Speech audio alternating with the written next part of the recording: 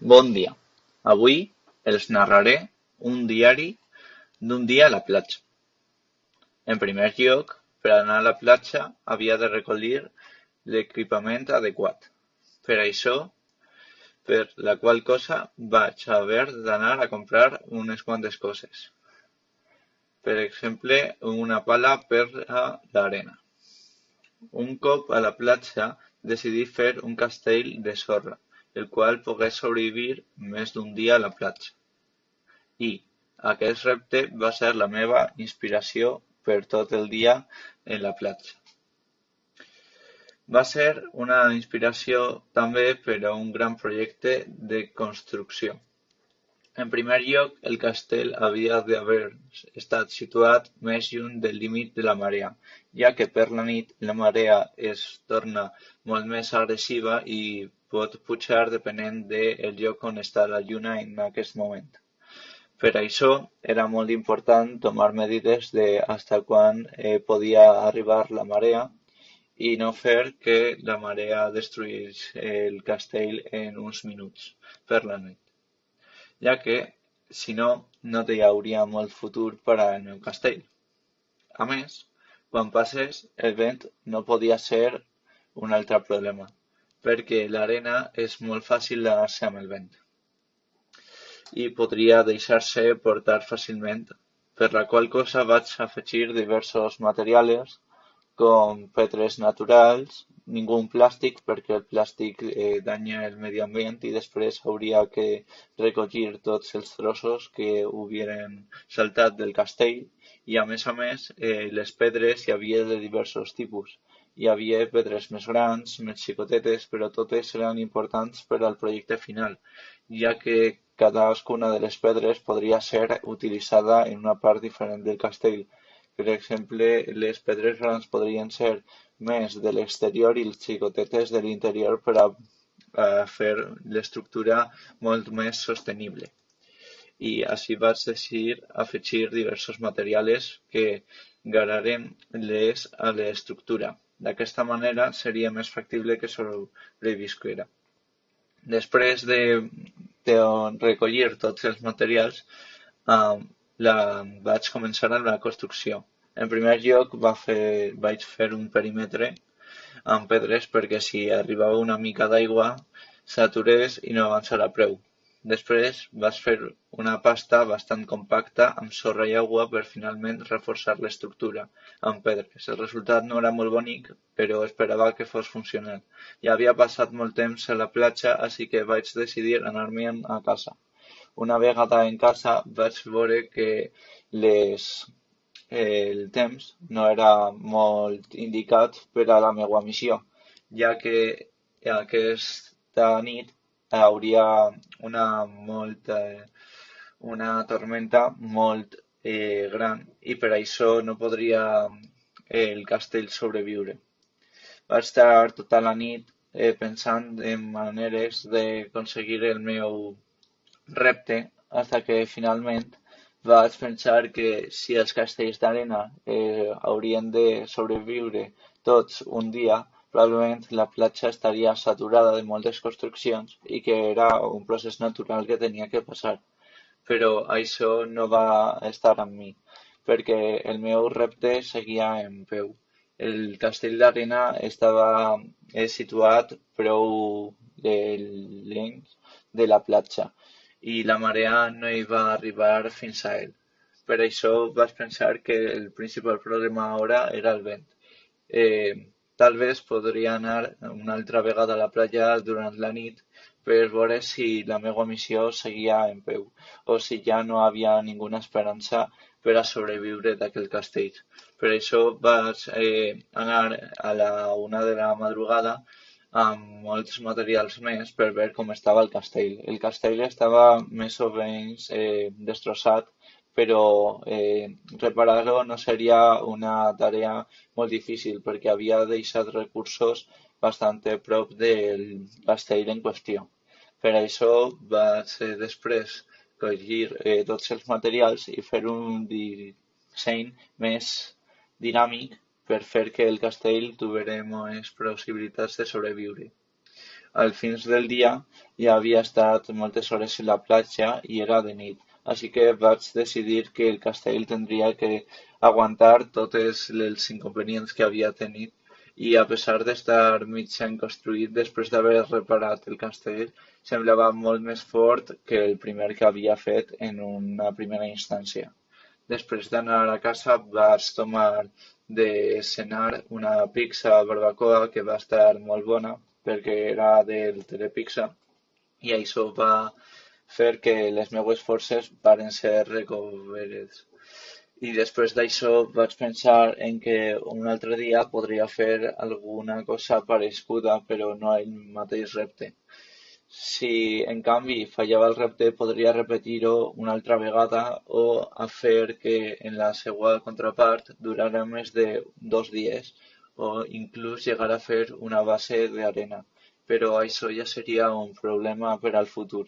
En aquell moment l'únic en el que podia pensar era si el meu castell d'arena semblaria bé o no al dia següent. Amb tota la intranquil·litat vaig anar a la platja al dia següent després d'haver dinat i menjat i després d'haver-me menjat uns macarrons amb tomaca que van estar la mar de bons, vaig anar a la platja amb tota la meva il·lusió, però el castell d'arena no estava ahí. En el seu lloc hi havia unes pedres mal postes i havia vist que la marea havia arribat fins al lloc. Per això no havia ninguna esperança de que ninguna de la construcció estuviera de peu, però, sin embargo, hi havia una de les pedres més grans en la mateixa posició, així que no era totalment una pèrdua i havia aconseguit una part del meu repte. Però espero que la pròxima vegada que facis això puga tenir un millor resultat i també tindré que ver una altra condició climatològica perquè aquest dia va estar ploguent molt i per això és possible que el meu castell acabarà així. Després de tot, vaig ser una bona experiència i em vaig passar molt bé, així que no podia queixar-me de tot el meu projecte. Vaig mirar la platja en una determinació increïble per fer el meu següent projecte, ja que de major probablement seria arquitecte i pensar que este era solo un pas per a fer un edifici resistent en algun dia de la meva vida. Per això no vaig deprimir-me, vaig mirar altres materials i intentar aconseguir este projecte però per al dia següent.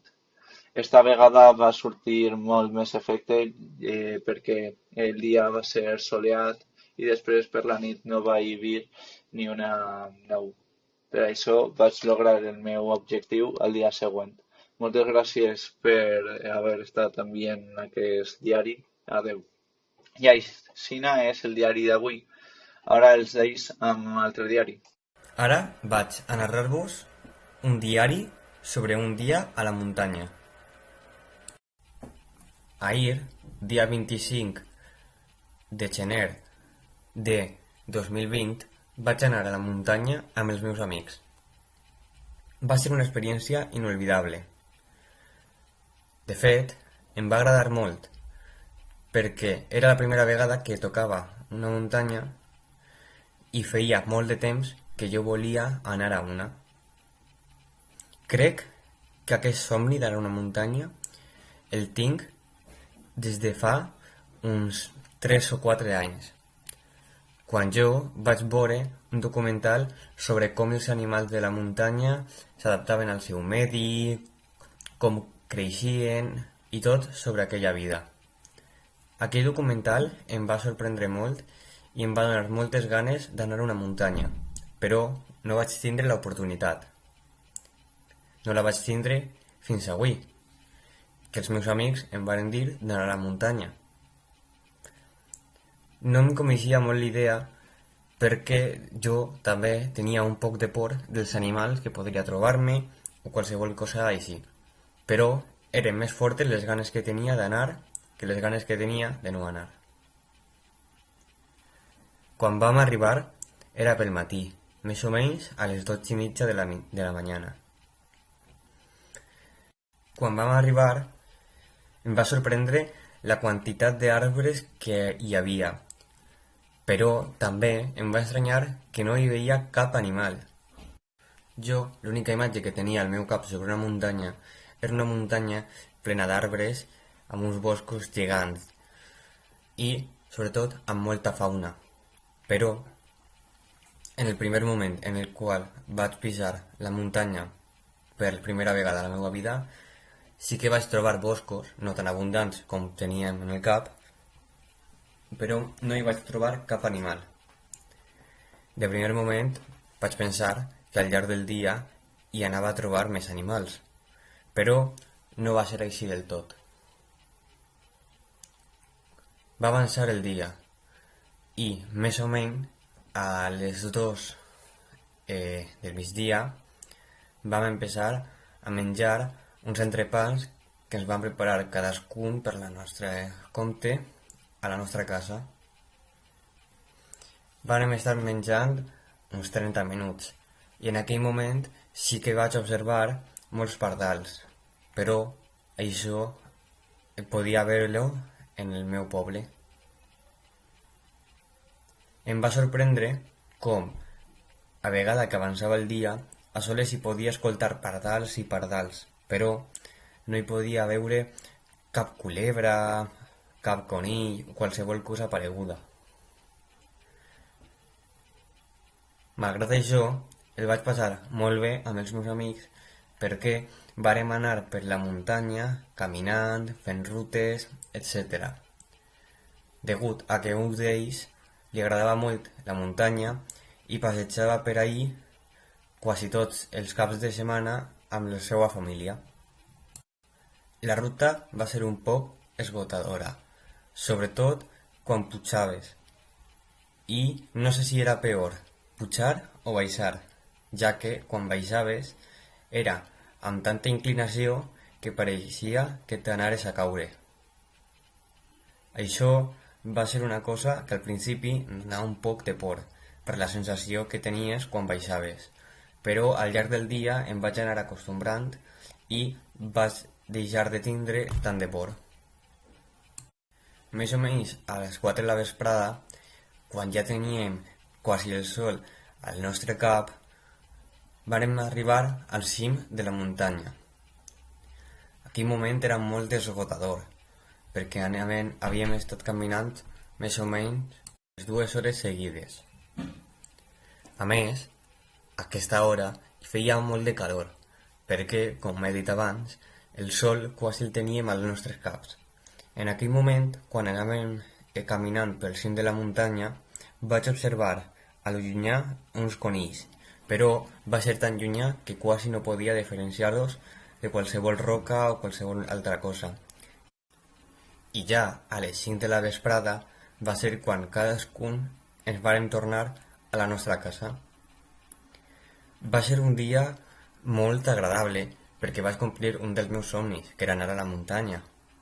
A més, vaig poder veure alguns animals, però per a mi no van ser suficients, degut a que a soles havia vist alguns pardals que perfectament podia veure al meu poble i 2 conills que, estava bé veure-los, però va ser molt difícil diferenciar-los d'una altra roca o qualsevol cosa.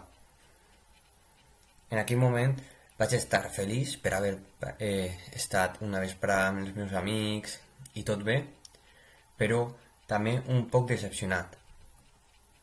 Fins que, quan anava deixant la muntanya amb els meus pares conduint, vaig poder veure com una manada de conills i, en aquest moment, vaig poder veure-los molt precisament, ja que a soles hi estaven a uns 10 metres del cotxe.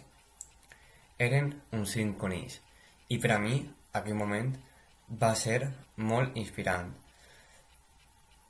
perquè era la primera vegada que veia amb els meus ulls uns conills de tan prop. Aleshores, aquell moment, el vaig gaudir molt.